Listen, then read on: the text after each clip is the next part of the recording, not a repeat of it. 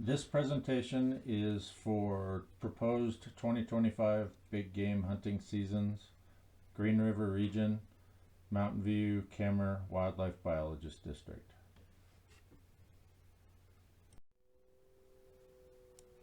So in an overview of the state in this map, the Green River region is located in the southwest corner, the area represented in yellow.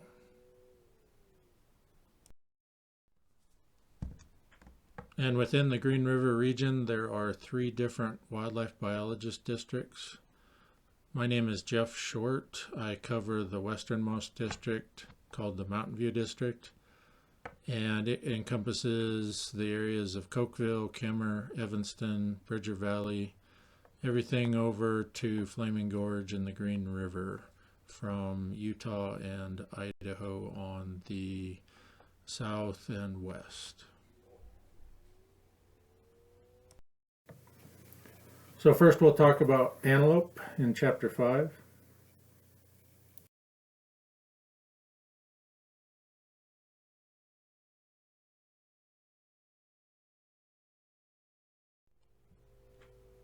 The Uinta Cedar Mountain antelope herd is made up of hunt areas 95 and 99, and it is all the areas south of Interstate 80 and west of Flaming Gorge.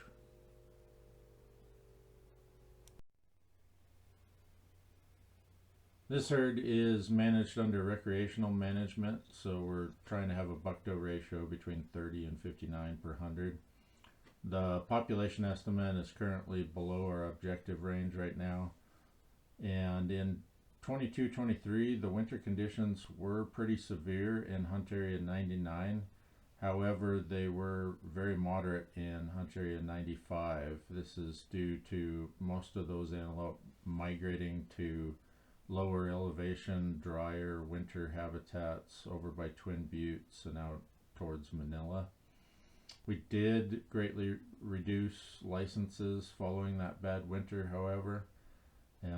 This herd does have a history of damage issues on private irrigated lands, the really dry environment. A lot of antelope get sucked into those irrigated crop fields.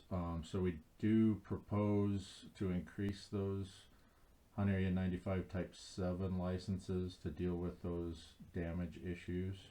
Our buck ratios are fairly average for this herd unit at 51 per 100.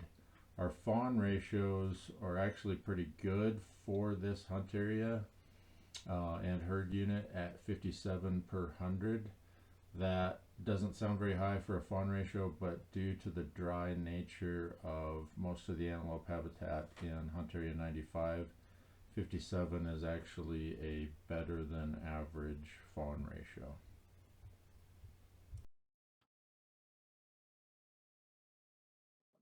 The Cardelise herd is also managed under recreational management, and this herd is comprised of hunt areas 98, 100, and 94. This is kind of an interesting herd because areas 98 and 100 are managed very differently than 94 is.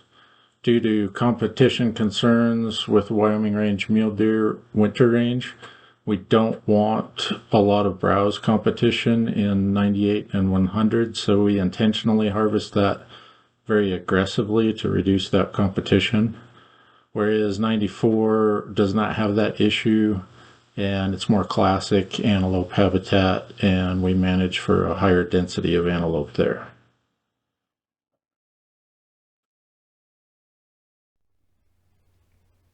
The population estimate for the Cardelise antelope herd is within the objective range for this herd. We did have very tough winter conditions in the bad winter of 22-23 and reduced licenses greatly after that winter, but we've had good productivity since then. Our buck ratios are back up and above average for this area and herd. Our fawn ratios are phenomenal right now with very high reproductive success and recruitment. Our proposal is to reinstate the hunt area 94 type 7 licenses and these are proposed due to damage issues on private irrigated land. The next chapter is chapter 6 on deer.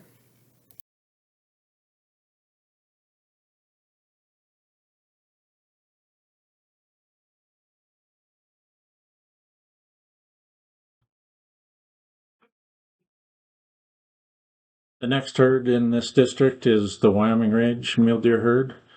In this presentation, I'll just cover the Green River portion of this herd, and that is hunt areas 134 and 135. And this would be the southern end of Region G general licenses. If you are interested in the northern end of this herd unit, that is managed by the Jackson and Pinedale regions, and you should be able to see those hunt areas proposals in probably the Jackson presentation, and that presentation is available on this same website, and that would be for hunt areas 143, 144, and 145. The Wyoming Range herd is managed under special management. So for this type of management, we have a higher buck-doe ratio objective than we do in a lot of other herds. So the objective is to have a ratio between 30 and 45 per 100. We've had some pretty severe winters in recent history in this part of the state. So we had 4 really bad winters over a short period from 2016 to 2023. And the 22-23 winter were very severe, the toughest conditions for wintering deer that we've ever seen. And due to these issues, this herd unit is well below the population objective. So with that, hunter participation and success has been down due to this low population. So most recent surveys in December of 2024, on the southern end of the Wyoming Range, we had buck ratios that are at 25 per 100. It's well below average for this area, mostly because we're missing yearling bucks that weren't recruited during that last tough winter. But the bright spot here is our fawn ratios on the southern end are very high at 88 per 100. In fact, this is the highest ratios that we've seen since 1990. So 34 years since they've been this high. So that's really positive. So this herd is growing. In fact, we saw 35% population growth in 1 year during 2024. A huge number of fawns being born. Right now we're seeing really mild winter conditions and does and fawns in very good condition. So should see really good survival for the end of this winter and continued population growth. So that's real positive. We do have a couple of proposed changes. The first is to add general youth only seasons to these hunt areas. So with the very short 6-day seasons that we've had the last couple of years, this extended youth season would allow for 2 weekends of deer hunting for kids. We also have some proposed changes to the antler point restrictions in 134 and 135. So in 135, we would actually be keeping the 4-point restriction. We propose to keep that for 1 more year and try to recruit more bucks and get our buck-doe ratio up. But in 134, we're proposing to remove the 3-point restriction, mainly because 134 deer, for the most part, winter with Uinta deer and are hunted alongside Uinta deer, and that is managed under recreational management, which has a lower buck-doe ratio threshold. And those areas are meeting that threshold for the western part of the Uinta herd.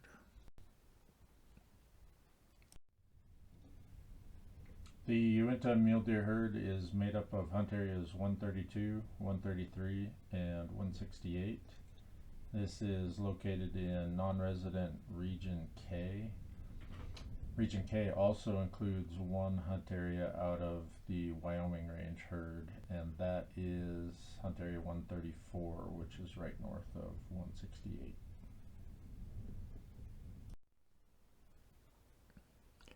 The Uinta deer herd is managed under a recreational management objective framework, and the goal here is to have a buck-doe ratio in between 20 and 29 per 100.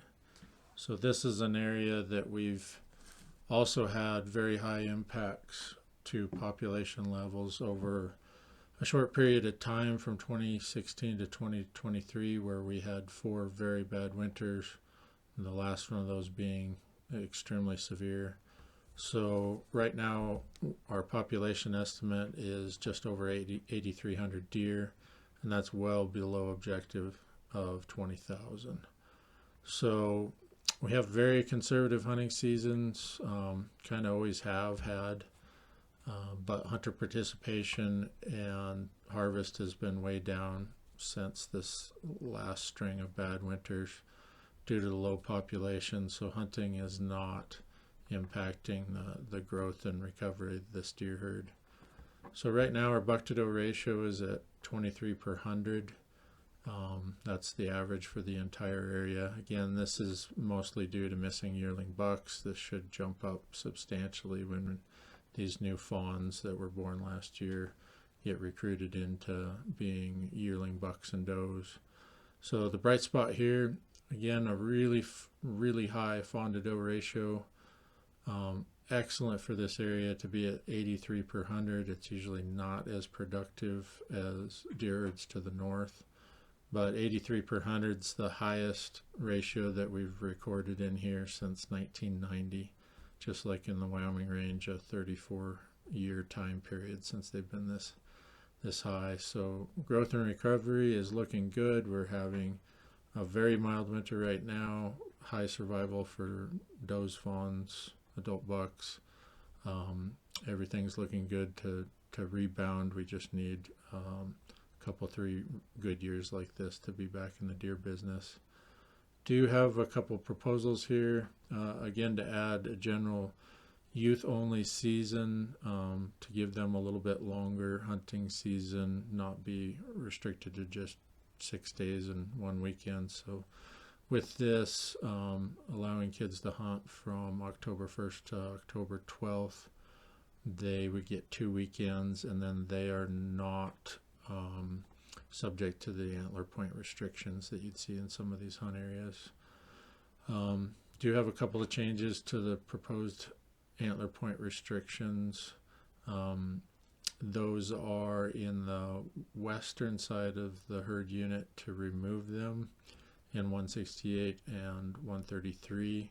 We've been running these seasons for quite a while. They have a potential to reduce trophy buck genetics by targeting those individuals that become 3 points as a yearling and 4 points as a 2-year-old, and we need to take a break from these for a little while.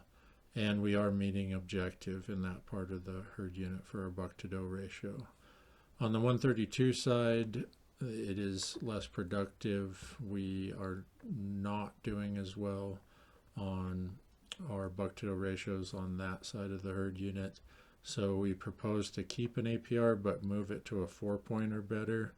With all the fawns that we'll be bringing up this year and will be yearling bucks this fall, we want to protect all of those, so we're moving that from a 3-point to a 4-point season. We don't want to have those yearling 3 points harvested, so that's the impetus for that. We're also proposing to add a few Type 7 licenses, so those are doe fawn licenses in Hunt Area 132 to a specific area on the lower Blacks Fork where we have a lot of deer on irrigated pivots. Chapter 7 is on elk hunting seasons.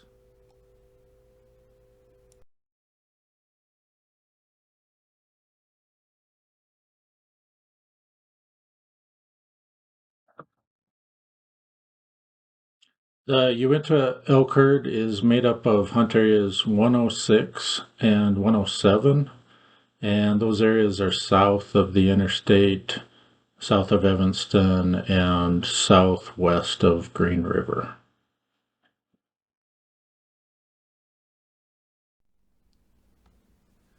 The Uinta elk herd is a population of elk that we share with Utah. There is a reasonable number of elk that summer on the north slope of the Uinta Mountains in Utah that'll come down into Wyoming to spend the winter. So it does complicate management of this herd. We manage under a satisfaction based objective where we measure hunter and landowner satisfaction and strive to achieve 60% satisfaction for both of those groups. And we try to provide hunter opportunity in here, but also trying to limit winter damage to hay and other stored crops. We have had some challenges with changes in land management in recent years. This has complicated things by reducing access to get elk harvested. And elk harvest is largely dictated by weather conditions and access to those elk. So right now we are meeting the hunter objective for satisfaction, but we are not meeting the landowner satisfaction objective. So we do have some changes proposed to increase cow harvest, and mainly in area 106. We do have lengthening of the general season in both hunt areas 106 and 107 to the end of November. You'll see that in this herd and also the herd to the north. But then a fairly large increase in the quota on the 106 type 7 licenses, where we've seen a lot of growth in elk numbers in those areas.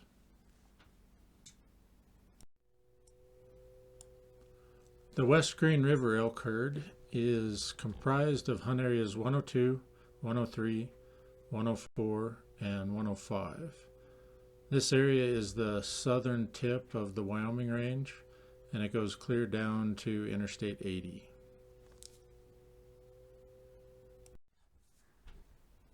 The West Green River elk herd has a population objective of 3,100 animals. The current population estimate puts the herd at just over 3,600 animals, which is within the plus or minus 20% objective range. However, it is at the top end of the objective range, and we don't have an immense amount of faith in this number since we have not had funding to fly a population estimate for over 5 years in this herd. We did get a chance to measure some cow-calf ratios in January of 2025 and found those to be very high at 39 per 100, showing growth in the population that we're trying to keep suppressed. So we do have changes proposed to increase cow harvest, mainly focused on area 104 where we're seeing the biggest numbers of elk. But we did propose to lengthen the general cow or calf portion of the season all the way to the end of November. Then also lengthen the type 6 seasons. And this is across the board in all 4 hunt areas, along with some increased quotas in 102, 103, and 104 in the different license types for cow-calf elk hunts.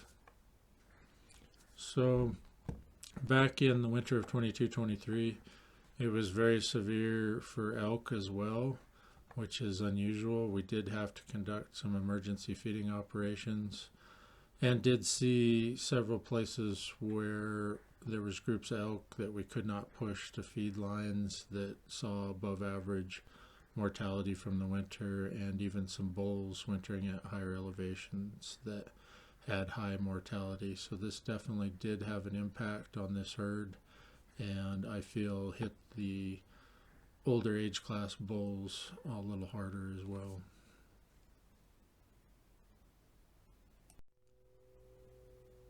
Chapter 8 is moose hunting seasons.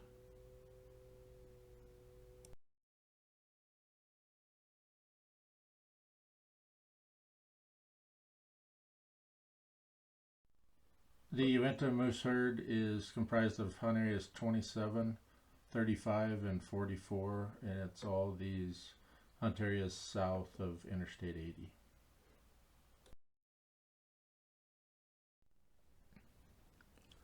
The Uinta moose herd is managed under our limited opportunity objective framework. So this type of objective is based on the age of harvest and hunter effort put in to harvest those. It's based off of male only harvest, and it is looked at over a 5-year average. So it's doing quite well with those, good age structure in the harvest, and fairly good opportunity for hunters to find moose to harvest. A lot of the times if they're hunting longer, they're seeing plenty of moose, they're just looking for a trophy bull. So population trends and harvest data for this moose herd do suggest that it's relatively stable or growing, and we hope that in the near future we might be able to offer more opportunity.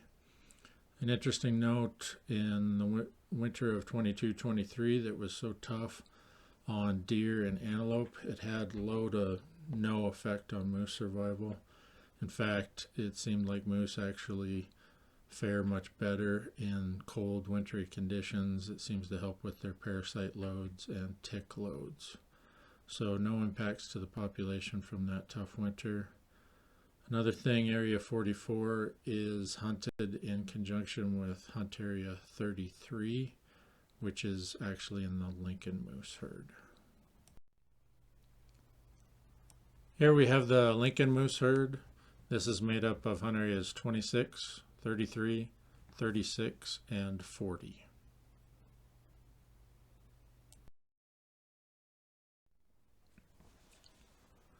The Lincoln moose herd is managed based on a population objective. That objective is to have 1,000 animals in this herd.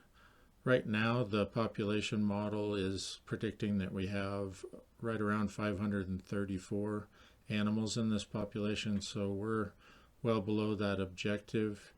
We do hope to fly a moose sightability estimate for this herd next year. It's been quite a few years, I believe 5 years since we've done that, and the new estimate will hopefully make that model function better and give us a better idea of where we're at population-wise.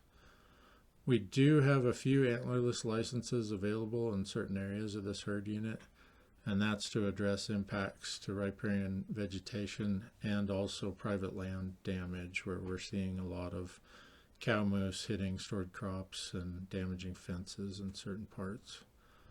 So again, on this herd, the bad winter of 22-23 had low to no effect on moose survival. We did do some moose classification flights in December of 2024 and came up with a pretty high bull-cow ratio of 84 per 100. And interestingly here, a very high cow-calf ratio of 58 per 100. That's a really high number for moose. So hopefully if we get good survival and recruitment on those calves, that our moose herd is growing and we could have more opportunity in the future. Please get us your comments and suggestions about these season proposals. It's really important for us to hear your viewpoints, either if you're in support of them or would like to see us do something different. It's very important that you comment on that. There's a couple of different ways you can comment, either online at our website, or you can also submit them in writing. Just remember, all comments have to be submitted by 5 o'clock on April 2nd.